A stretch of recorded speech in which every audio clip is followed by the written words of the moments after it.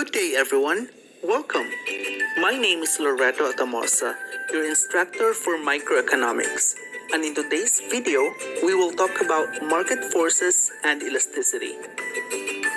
This learning experience will help you analyze the different possible price outcomes in the interaction between the change in demand or supply and change in quantity demanded or supplied.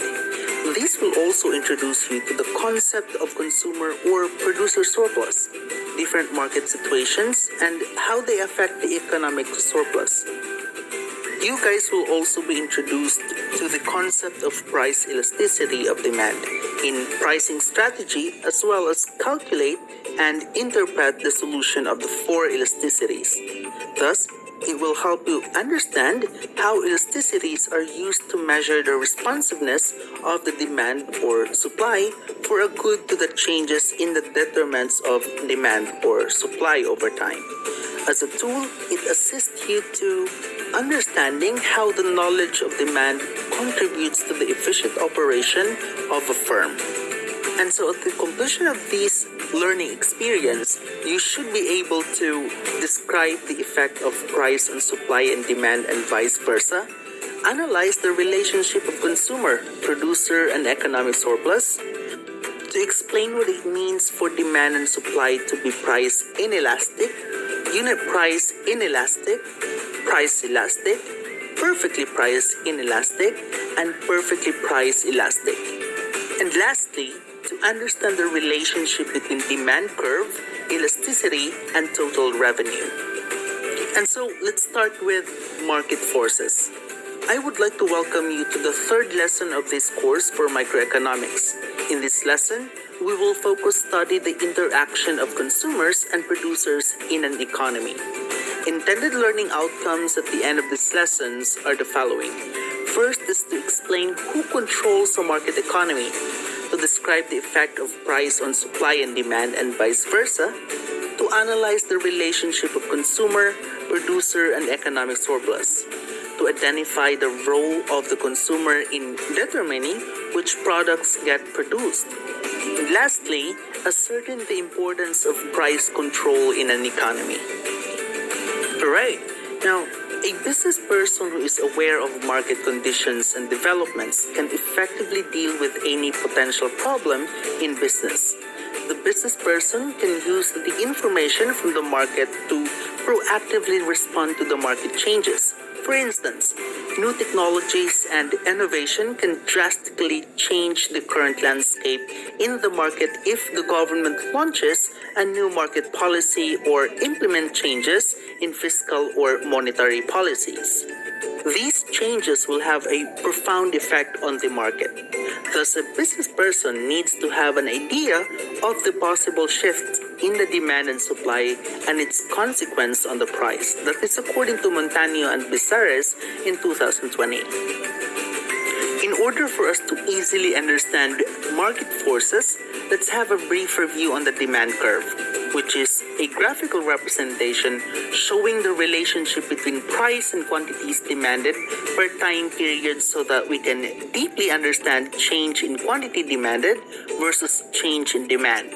We will also revisit the supply curve, which is a graphical representation showing the relationship between the price of the product sold or factor of production and the quantity supplied per time period, because that is where we can have a deeper understanding on the change in supply versus change in quantity supplied.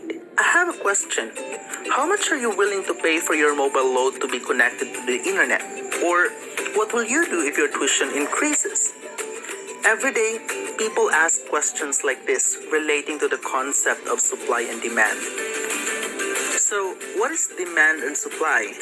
Demand is the desire consumers have for a good or service.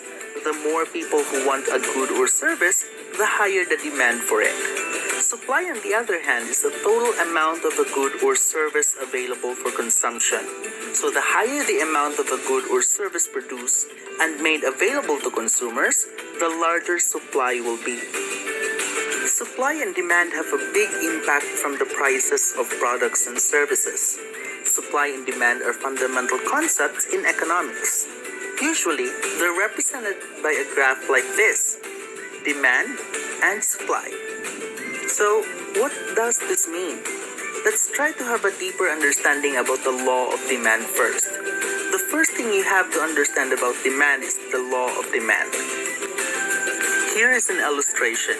As you can see, there is an inverse relationship between price and quantity demanded. That means when the price goes down, the quantity demanded increases. And if the price goes up, the quantity demanded is low. Let us have a deeper understanding about demand. Demand pertains to the quantity of a good or service that buyers are willing and able to buy at given prices within a given period of time. So, there are two components of demand: willingness to buy and ability to pay. Let us have a closer look as to demand, and let's say the demand for cars. Now, you are willing to buy a car, for example. Sadly, you don't have the ability to pay for it. Are you included in the demand of cars? Let's try to check the components of demand. First component is willingness to buy. Yes. Second, ability to pay. No. Demand? No. So, you are not included for the demand of cars. Another example is that you want to receive a bouquet of flowers on Valentine's Day. Since bouquet of flowers is not that expensive, you have the ability to pay for it. But since it's Valentine's Day, you don't want to buy it because you want someone to give it to you. Let's try to check the components of demand again. Number 1, willingness to buy. No. Ability to pay? Yes. So, demand? No. So you are not included for the demand of bouquet of flowers. Remember that demand pertains to the quantity of a good or service that buyers are willing and able to buy at given prices within a given time period. And market is where buyers and sellers meet. It is the place where they both trade or exchange goods or service. In other words, it is where the transaction takes place. Take note that when there is a demand for a good or service, there is a market. Now, there are 3 most common ways of analyzing demand: demand schedule, demand curve, and demand function. So, take a look at this demand schedule and let's say demand for milk. As you can see, when the price goes down, the quantity demanded goes up. When the price goes down to 4, 3, 2, and 1, the quantity demanded increases. Now, when you plot these points, you're gonna get a demand curve, which looks like this. It's a downward sloping curve showing the law of demand. So, a demand curve is a graphical representation showing the relationship between price and quantities demanded per time period. A demand curve has negative slope, thus it slopes downward from left to right. The downward slope indicates the inverse relationship between price and quantity demanded. In a typical representation, the price will appear on the left vertical axis or the y-axis, the quantity demanded on the horizontal axis or the x-axis. If the demand schedule refers to a table depicting the demand in quantity terms for a good or service at varying price level, and the demand curve is a graphical representation of the same, the demand function is also a representation of the relationship between the price and the demanded quantity in mathematical equation. Here's an example. QD is equal to F and P. This states that the quantity demanded depends on price. QD equals A minus BP. This states how the price of a good or service determines the quantity demanded. So technically, it is a demand equation using data from a demand schedule or a demand curve. This brings us now to the law of demand, which states that if price goes up, the quantity demanded of a good will go down. Conversely, if price goes down, the quantity demanded of a good will go up. Ceteris paribus. The reason for this is because consumers always tend to maximize satisfaction.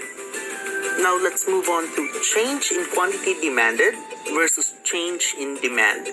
A Economists use similar terms for two things which are quite different: a change in the quantity demanded versus a change in demand. It can be a little confusing, so let's review.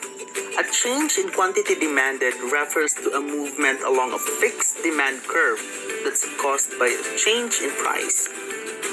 A change in demand, however, refers to a shift in the demand curve that's caused by one of the shifters: income, preference, changes in the price of related goods, and so on. Let's illustrate the difference with a refreshing example. We'll use soft drinks. Suppose the price of soft drinks goes from $3 to $4. What happens? Well, the quantity demanded decreases from, let's say, 200 to 150. There's a decrease in the quantity demanded, marked by movement along the demand curve, but there's no change in the existing demand curve. Now, let's look at the change in the demand. In this case, a decrease in demand of soft drinks, caused by a viral marketing campaign for a naturally sweetened sparkling water. People just aren't as excited about soft drinks anymore. And so, the decrease in demand shifts the entire demand curve down to the left, and leads, as we know, to lower quantity at every price. In the first case on the left, we have a decrease in the quantity demanded, that is, a movement along a fixed demand curve. In the case on the right, we have a decrease in demand. The entire demand curve shifts down to the left. An easy way to remember this is that our graph tracks changes in price and quantity. If a change occurs in a variable other than the price or quantity, that is, something not measured on either axis, that will represent a shift in the demand curve. Price is on the vertical or y-axis, so a change in price alone will cause movement along the curve. A change in income, population, taste, etc., none of these are measured on either axis, and thus we'll see a shift in the entire demand curve. Now, let us move on to supply. Economists define supply as the quantity of a good or service that firms or producers are willing and able to offer for sale at a given price within a period of time. It is a product made available for sale by firms. It should be remembered that sellers normally sell more at higher price than at lower price. That is because higher price results to a higher profit. And now for the law of supply. Understanding the behavior of sellers provides some insight into the concept of supply. For example, imagine Trek's Chocolate, a firm that produces and sells chocolate bars. When the price of chocolate rises, Trek will produce more chocolate bars.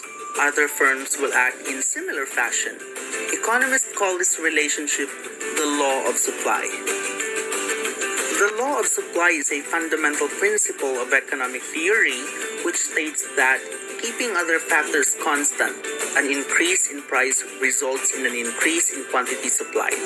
In other words, there is a direct relationship between price and quantity. So, for the method of supply analysis, just like demand, supply can also be analyzed through a supply schedule, supply curve, and supply functions. And so, let's talk about supply schedule. A supply schedule shows how much of a good or service producers will supply at different prices. Generally, the information provided by a supply schedule can be used to construct a supply curve showing the price or quantity supply relationship. As the price of a good or service rises, the quantity supplied of that good or service also rises. Likewise, as the price of a good or service falls, the quantity supplied of that good or service falls.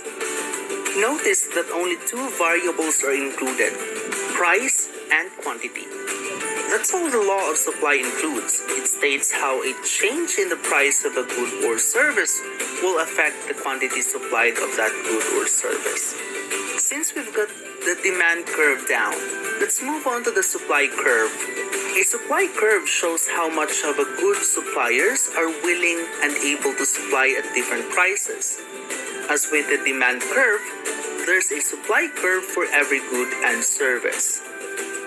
So a supply curve is a graphical representation that illustrates that as the price of a good or service rises, the quantity supplied of that good or service also rises. Likewise, as the price of a good or service falls, the quantity supplied of that good or service falls. While the supply function is a mathematical expression of the relationship between supply and those factors that affect the willingness and ability of a supplier to offer goods for sale. Now, let's talk about change in quantity supplied versus change in supply.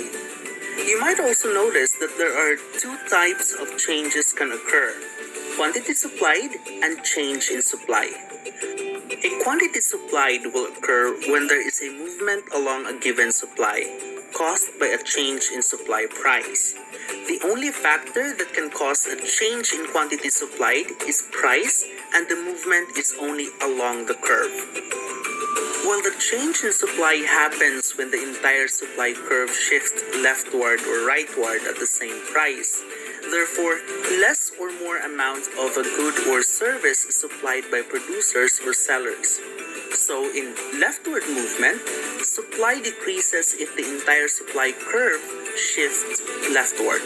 Hence, at the same price, fewer amounts of a good or service are sold by producers, while rightward movement will illustrate an increase in supply amounts of a good or service that is supplied by producers or sellers at the same price. So, the change in supply generally refers to a shift in the supply curve that's caused by one of the shifters: technical change, future expectations, number of sellers, weather conditions, government policy, and so on. And so these technical change, future expectations, number of sellers, weather conditions, government policy, and so on, these are forces that causes the supply curve to change. That's a shift from left or right. For example, a new technology would allow producers to produce a particular product at lower cost, so they would be willing to produce and sell more. This would shift the supply curve to the right because the quantity of that particular product supplied would be greater at each given price. Now, shifting the supply or demand curve to the right or left will change the price and quantity. Let's return to an earlier example. Say that there was a flood that caused a decrease in production of rice. With a decrease in supply and no change in demand, the market for rice would look like this. Notice that when the supply curve shifts to the left from S1 to S2, the price rises from 30 to 40 and the quantity decreases from 150 to 100. So a decrease in supply will cause the price to increase and the quantity to decrease from 150 to 100. Now, imagine that a new irrigation is developed to avoid flood. This change would lead to an increase in the supply of rice, shifting the supply curve for rice to the right. With an increase in supply and no change in demand, the market for rice would look like this. Notice that when the supply curve shifts to the right from S1 to S2, the price decreases from 30 to 20, and the quantity increases from 150 to 200. So an increase in supply will cause the price to decrease and the quantity to increase from 150 to 200. This describes how a change in supply affects the price and quantity. So when supply increases, the curve shifts to right, the price decreases, and the quantity increases. When supply decreases, the curve shifts to the left, the price increases, and the quantity decreases. Now, as discussed in detail earlier, a change in demand will change the price and quantity. Let's return to an earlier example and imagine that a scientist found new health benefits of eating rice, thus causing the demand for rice to increase. Now, with shift in demand and no change in supply, the market would look like this. Notice that when the demand curve shifts to the right from D1 to D2, the price increases from 30 to 40, and the quantity increases from 150 to 200. So an increase in demand will cause both the price and the quantity to increase. Now imagine economic conditions cause the incomes of many Filipinos to decrease. Because rice are normal good, the demand curve would shift to the left because people would buy fewer rice at any price. With a decrease in demand and no change in supply, the market for rice would look like this. Notice that when the demand curve shifts left from D1 to D2, the price decreases from 30 to 20, and the quantity decreases from 150 to 100. So a decrease in demand will cause both the price and the quantity to decrease. Now the chart will describe how a change in demand affects the price and quantity. So when demand increases, the demand curve shifts to the right, increasing the price of the quantity. When demand decreases, the curve shifts to the left, decreasing the price and the quantity. And now let's just proceed to consumer surplus. Here's an in-depth discussion of consumer surplus brought to us by Marginal Revolution University.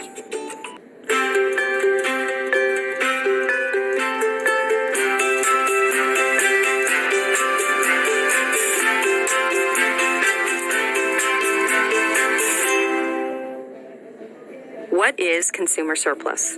Consumer surplus is the consumer's gain from exchange. It's the difference between the maximum price that the consumer is willing to pay for a given quantity and the market price the consumer actually has to pay. And total consumer surplus is the sum of the consumer surplus for all buyers in a market. We'll look at an example using the demand for concert tickets. Let's begin as usual with the demand curve and pick a particular quantity. Remember from a vertical reading that the height of the demand curve at that quantity gives the maximum willingness to pay for that particular concert ticket. In this case, let's say your maximum willingness to pay for a concert ticket is a little under $80. Now suppose the price of the concert ticket is $20. Your willingness to pay is closer to $80, and the actual price is only $20. In other words, you're required to pay $20 for something you value at close to $80. What a deal! The difference between your maximum willingness to pay and the actual price is called consumer surplus. In this case, your consumer surplus would be a little bit less than 60. We can indicate your consumer surplus by this green area, which is about $60. But not everyone's willing to pay $80 for a ticket.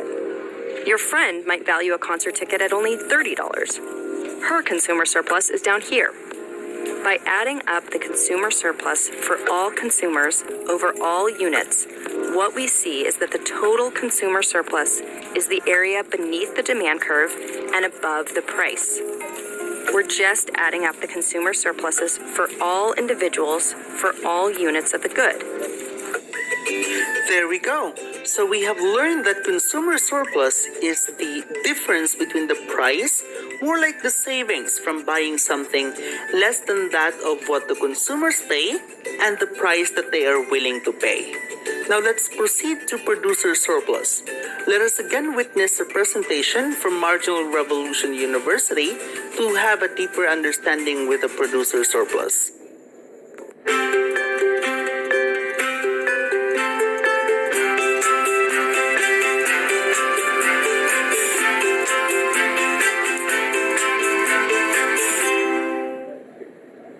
What is producer surplus?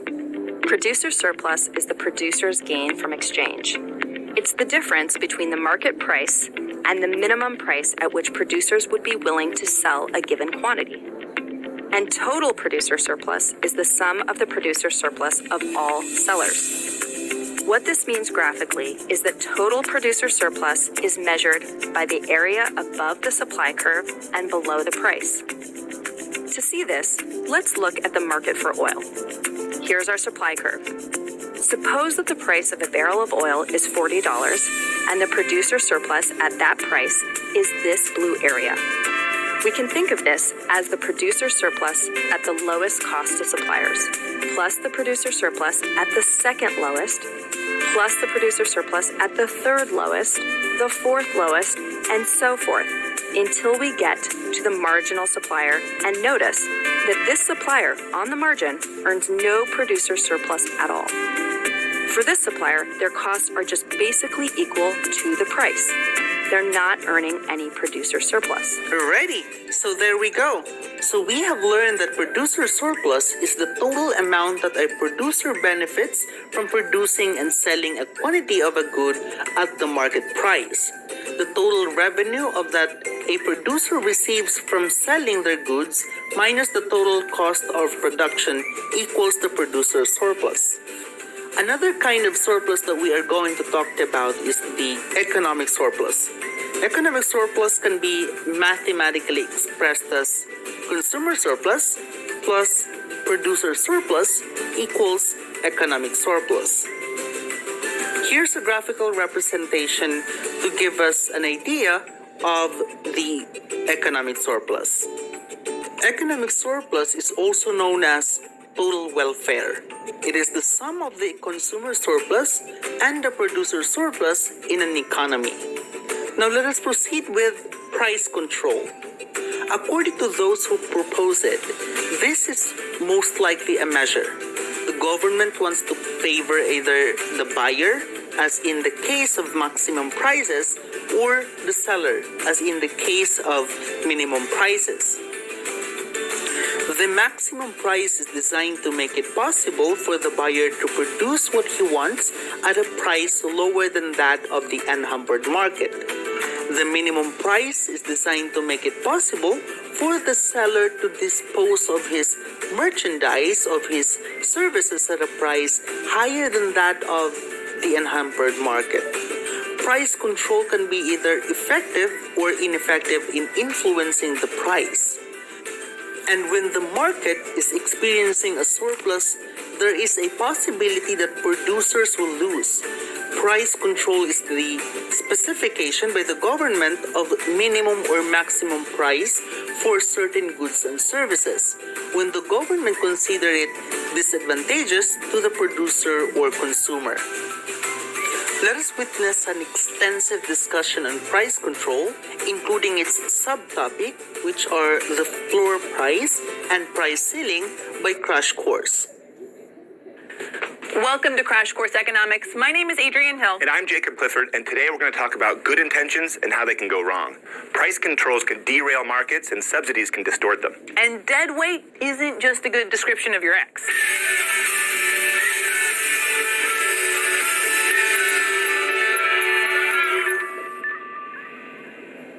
Let's say Craig becomes president and he caps the prices of all consumer goods. He argues the lower prices will help everyone. The poor, the middle class, small businesses, everyone. Maybe a few people might fall for this policy, but not you. You watch Crash Course Economics, which means you're funny and smart and attractive, and you understand why this is a horrible idea. This example seems far-fetched, but it actually happened. Not the part of Craig becoming president. Instead, it was Richard Nixon. In the early 1970s, Nixon established a 90-day price and wage freeze designed to fight inflation. The general public supported the idea, but economists were skeptical. In fact, Milton Friedman called the freeze one of those very plausible schemes with very pleasing commencements that have often shameful and lamentable conclusions. Economists call this idea the government setting prices, price controls. Now, there's two types, and we're going to look at both of them in the thought bubble. When the government sets a maximum price for a specific good or service, that's a price ceiling. Let's say the government forced gas stations to charge $1 per gallon for gas. This might seem like a good idea, right? Mandated lower gas prices mean we all benefit. Not really. Society is actually made worse off. When the gas prices fall, consumers will want to buy more, but producers will no longer find it profitable to sell gas. The lower price will decrease the amount of gasoline produced, and we've got a shortage. A price floor is a law that sets a minimum price in a specific market. The idea is to help by keeping the price artificially high and not allowing the price to fall down to equilibrium. Let's make up an example using corn. Assume the government set a price floor for a bushel of corn at $7 when the actual equilibrium price is $4. The higher price would give farmers an incentive to produce more, but at that high price, consumers would go buy substitutes, things like wheat or rice. Instead of cornflakes, they'd buy Rice Krispies. The point is, the farmers wouldn't necessarily be better off. They could sell corn at the higher price, but they wouldn't have as many customers. In terms of actually helping consumers and producers, the vast majority of economists consider price controls counterproductive. But there is one notable exception: minimum wage. The minimum wage is a really complex issue that we're going to address in a future video. Thanks, Thought Bubble. Let's look at both of these policies again using the supply and demand graph. Assume that the equilibrium price for gas is $3 and the government sets a price ceiling here at only $1. At that low price, consumers will want to buy more, so the quantity demanded is going to be here. The producers have less incentive to produce gas, so they're going to make less, so the quantity supplied is right here. The end result is that the quantity bought and sold is going to fall, resulting in a shortage. The amount of gas society wants is where supply meets demand. Producing any quantity less or more than that will result in something that economists call deadweight loss. So the quantity produced at the price ceiling is not allocatively efficient. We're not producing enough. The lower the price ceiling, the more the deadweight loss and inefficiency. Keep in mind that the price ceiling only has an effect on the market when it's below the equilibrium price. Many countries still use price ceilings. Take Venezuela. In recent years, they've been experiencing high inflation, so the government decided to impose price controls on consumer products like basic foods, medicine, and toilet paper. But the new price is so low relative to the cost of production that farmers and factories can't make money. As a result, they've reduced or halted production of many goods, causing long lines, shortages, and empty shelves. Rent control is another type of price ceiling. Many cities, including New York and San Francisco, put a cap on monthly rent for some apartments. Again, the idea is to increase affordability for tenants, which enables long-term tenants to stay in their homes when real estate prices rise. Meanwhile, the lower rent discourages renovation and construction, reducing the quantity supplied.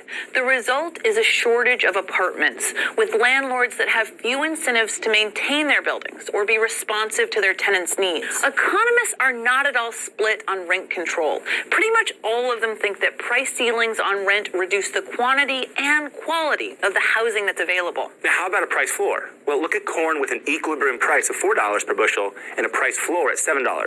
The higher price will give farmers an incentive to increase the quantity supplied. But consumers don't want to pay those higher prices, so the quantity demanded is going to fall.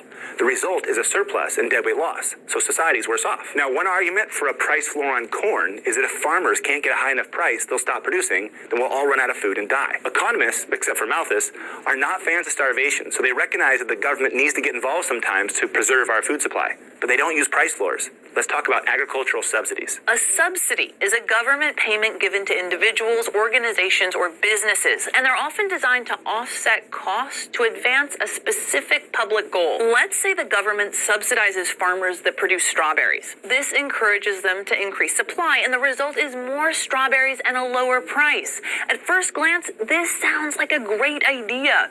Prices for consumers fall, farmers get more money, and the market remains at equilibrium. There's no shortage or surplus. Proponents of farm subsidies say they can help provide a stable living to farmers, limit food price inflation, and make sure we grow enough food to feed everyone. But before you go out and become a lobbyist for farm subsidies, keep in mind that economists don't like them. For one, many farmers these days are not poor. By some estimates, they make more than non-farm families. Farmers, economists argue, have the income they need to handle price shocks. Economists also think that subsidies might discourage farmers from innovating and rethinking how they farm because they have guaranteed income from the government. A survey of economists found that 85% think the United States should eliminate agricultural subsidies. But what do economists have against farmers? Economists don't have it in for anybody, except for maybe physicists, because they have unbreakable laws and perfect controlled experiments. Man, I wish economics was a science. Economists recognize that market prices are set for a reason.